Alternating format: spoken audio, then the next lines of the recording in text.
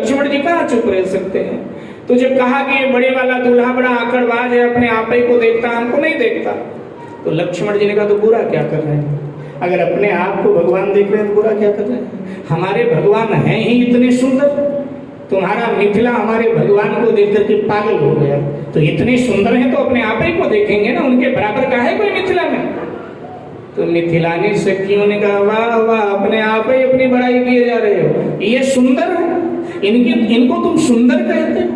अरे ये तो इतने काले कलूटे हैं काली रात की तरह कि अगर हमारी किशोरी बगल में खड़ी ना हो ना तो ये दिखाई भी ना दे। ये तो दिखाई इसलिए दे रहे हैं जो हमारी किशोरी बगल में खड़ी है। बात भी ठीक है, क्योंकि ये विदेह नगर की नारियां हैं, ये कोई साधारण नहीं है, ये असत्य संभाषण नहीं करती, ये सत्य बोल रही है।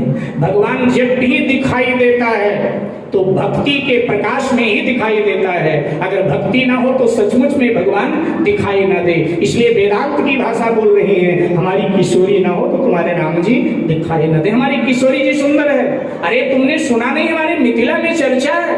बोले क्या चर्चा है? तो मिथिलानी सखी ने अपनी भाषा में कहा कि हमारे मिथिला में चर्चा है। अरे मिथिला नगरिया में, मिथिला नगरिया में सोर भैला, सिया छाया पड़े राम गोर भैला, सिया छाया पड़े राम गोर भैला, सिया छाया पड़े राम।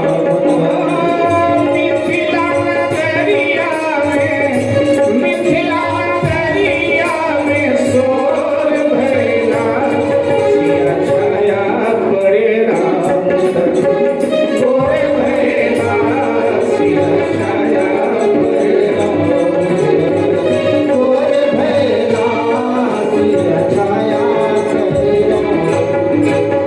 ये तो थोड़ी चेहरे पे चमक इसलिए आ गई जो हमारी किशोरी की छाया पड़ गई। बड़े साहब बन रहे हो, पाँव में जूती भी नहीं थी मिथिला में आए हो तब, और अब देखो। लक्ष्मण जी ने कहा बेकार की बात मत करो, तो हम लोग गुरु जी के साथ आए थे और मर्यादा कहती है कि गुरु जी चरण पादुका पहने तो शिष्य नंगे पांव चले। आखिर हम भी चक्रवर्ती सम्राट के बेटे हैं, कोई कम थोड़ा है। चलो मान लिया तुम्हारी सीता जी सुंदर, लेकिन जिस धनुष को 10,000 राजा नहीं उठा पाए उसको हमारे भगवान ने उठाया और तोड़ भी दिया, ये कम है क्या? मिथिलानी सखियों ने कहा तुम्हारे भगवान ने उठाया। लक्ष्मण जी ने फिर किसने उठाया? बोले तुम्हारे भगवान को तो पुष्प वाटिका में फूल तोड़ते हुए पसीना आ रहा था, इतने नाजुक हैं तुम्हारे भगवान। ये तो हमारी प्रार्थना ने धनुष को हल्का करवा दिया। हमने शंकर जी से कहा कि ये बड़ा नाजुक राजकुमार है और हमारी किशोरी अपना हृदय इसको दे बैठी, सो महाराज धनुष को हल्का कर दो। अब शंकर जी ने हमारी मनोती मान लिया, धनुष को हल्का कर दिया, धनुष टूट गया। इसमें कौन सी बड़ी बात? लक्ष्मण जी ने कहा वाह भाई, तुम्हारी सीता जी सुंदर और धनुष तुम्हारे आशीर्वाद ने तोड़वा दिया, लेकिन अहल्या का उद्धार तो हमारे भगवान ने किया। तुम्हारे भगवान ने किया अल्लाह का उद्धार? फिर किसने किया? बोले एक बात बताओ राजकुमार, राम जी ने अयोध्या में किसी पत्थर पर पांव रखा कि नहीं? बोले रखा। बोले कितने पत्थर स्त्री बने? लक्ष्मण जी ने कहा एक भी नहीं। बोले मिथिला में पत्थर स्त्री कैसे बन गए? सीता जी ने बड़ी कृपा किया तुम्हारे राम जी पर। हमारी सीता जी बड़ी उदार हैं, इन्होंने सोचा बेचारा हमारा मेहमान बना है सो इसकी महिमा बढ़ाए देती हूँ। हमारी सीता जी ने ही अहल्या का उद्धार किया। लक्ष्मण जी ने कहा भाई घर में बुला करके बड़ी जबरदस्ती कर रही हो। चलो मान लिया सब तुम्हारी सीता ने किया, लेकिन विश्वामित्र जी के यज्ञ की रक्षा तो हमारे भगवान ने किया। बड़े बड़े राक्षसों को ठिकाने, कोई हार मानने को तैयार। एक सखी बड़ी देर से पीछे खड़ी और लक्ष्मण की बातें सुन सुन करके चिढ़ रही थी कि ये छोटा राजकुमार किसी के काबू में नहीं आ रहा है। जब नहीं रहा गया तो एकदम भीड़ चीरती हुई आगे आई, मैंने हटो हटो, मुझे इस राजकुमार से बात करने दो, ये बहुत बड़बोला राजकुमार लग रहा है। और एकदम सामने आके खड़ी हो गई, सुनो बातें मत लड़ाओ, हमारा जो नेग है ना वो हमें दे दो, खड़ाऊ अपनी ले जाओ। जो दान दक्षिणा देनी है ना हमें, जो नेग हमारा बनता है हमको दो, खड़ाऊ ले जाओ। अगर बात बढ़ाओगे तो हमें ऐसी बातें मालूम है ना कि मैं अगर मुंह खोल दूंगी ना तो तुम अयोध्या वाले जमाने में मुंह दिखाने लायक नहीं रहोगे। बड़े आए लक्ष्मण जी ने कहा मुहाई बात नहीं रोकी जाती है, क्या ब्रह्मास्त्र तेरे पास, छोड़ दे। तो जब कहा क्या ब्रह्मास्त्र तेरे पास, छोड़ दे, तो सखी ने कहा नहीं मानते हो तो सुन लो। तुम क्या बातें करते हो अयोध्या वाले, तुम्हारे यहाँ के पुरुष किसी काम के नहीं, औरतें खीर खा खा के बच्चे पैदा करने बात करने आए हो। जैसे इतना कहा तो लज्जा के मारे राम जी नीचे देखने लगे। भरत शत्रुघ्न जी ने दुपट्टे से अपना मुंह ढक लिया और भरत जी लक्ष्मण को डांटने लगे। और कुछ सुनना है, माताओं का मजाक बनवा लिया, बहुत बातें लड़ाता है, चुप नहीं रहता है। लेकिन लक्ष्मण जी कहाँ मानने वाले थे, बोले हमारे अयोध्या वाले जैसे भी हैं अपने लिए अच्छे हैं, कम से कम हमारी अयोध्या की माताएं बहनें खीर खा के तो बच्चे पैदा कर देती हैं। चारों भाइयों का जन्म खीर खाने से हुआ था। कहा हमारे अयोध्या की माताएं खीर खा के तो बच्चे पैदा कर देती हैं, लेकिन तुम्हारे मिथिला में तो ऐसी भी नहीं, यहाँ तो जमीन फाड़ फाड़ के निकाला जाता है। तुम क्या बात करने आई हो, तरह तरह का व्यंग हो रहा है, तरह तरह का मजाक हो रहा है। तो जब ये सब हो गया, इसमें मजाक ही होता है, ये सब जब हो गया तो बूढ़ी माताएं आ गई। अब कहा कि ठीक है अब ये सब रीति हो गई, अब मुंह मीठा कराओ, राजकुमारों का जनवासी में जाने दो। तो खीर लेकर के 4 कटोरी में खीर लेकर के आए और चारों को पकाया। दूल्हा सरकार मुंह मीठा करो और जाओ। अब चारों एक दूसरे की तरफ देखें, क्योंकि यहाँ तो मजाक बन रहा है, कहीं हम खीर खाने लगे, ये मजाक ना बनाए दें कि अभी भोजन करके उठे हैं और फिर खीर खा रहे हैं। अब बड़ी देर तक एक दूसरे की तरफ देखा और सखियां मजाक के मूड में हैं, तो एक दूसरे की तरफ देखा और फिर लगा कि मना कर दो कि नहीं खाते, तो रख दिया जमीन पर। बोले नहीं नहीं खीर नहीं खाना। बोले अरे रीति हमारी है, कुछ मीठा खाया जाता, खा लो खीर।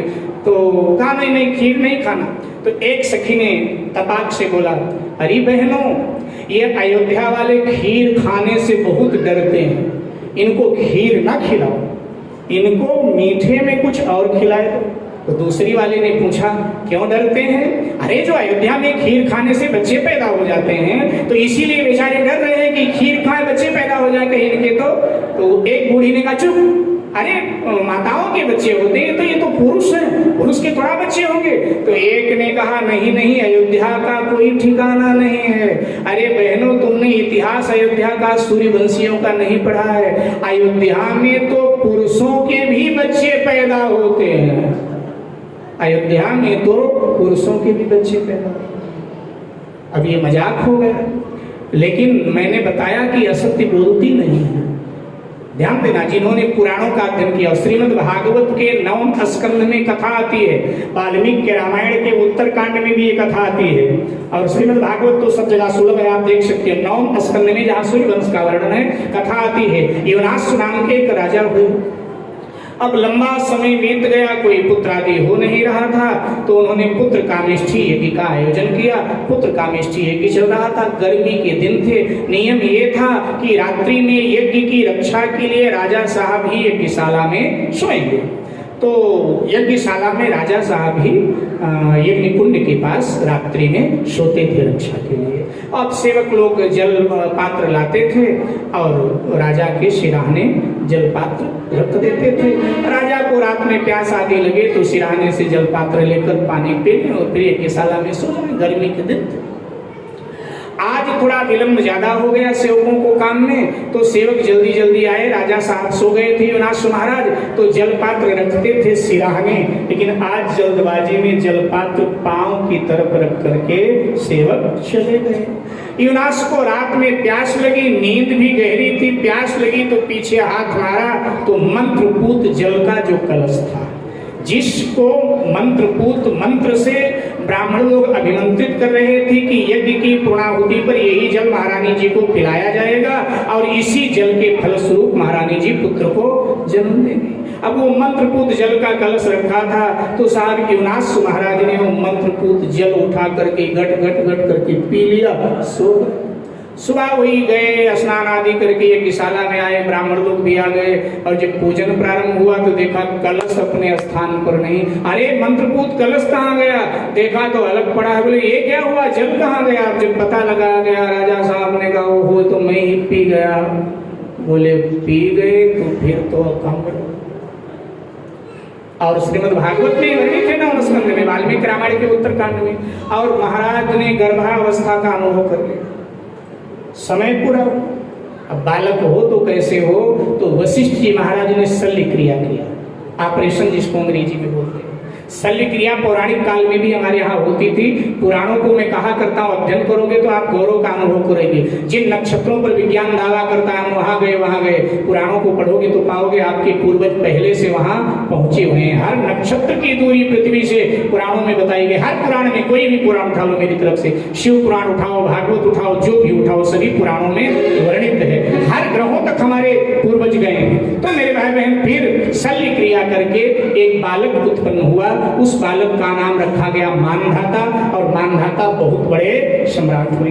तो कहा कि अयोध्या में कुछ असंभव नहीं है, इसलिए इनको कुछ और खिलाए दो। फिर मीठे में फिर उनको मीठे में गुड़ आदि खिला करके इसके बाद में जनवासी में भेजा गया। लंबे समय तक बारात रुकी रही। वो स्वामी जी ने समय अवधि नहीं दिया है, लेकिन पुराणों में समय अवधि आई है कि 1 महीना पहले बारात गई थी। इसके बाद में बारात रुकते रुकते रुकते रुकते रुकते रुकते विदा कब हुई राम जी की बारात, तो हमारे संत लोग कहते हैं कि अक्षय तृतीया बैसाख में सरकार की बड़े मुश्किल से जनक जी ने बारात विदा किया। बस कुछ दशरथ जी ने जनक जी से कहा कि राजन, आपने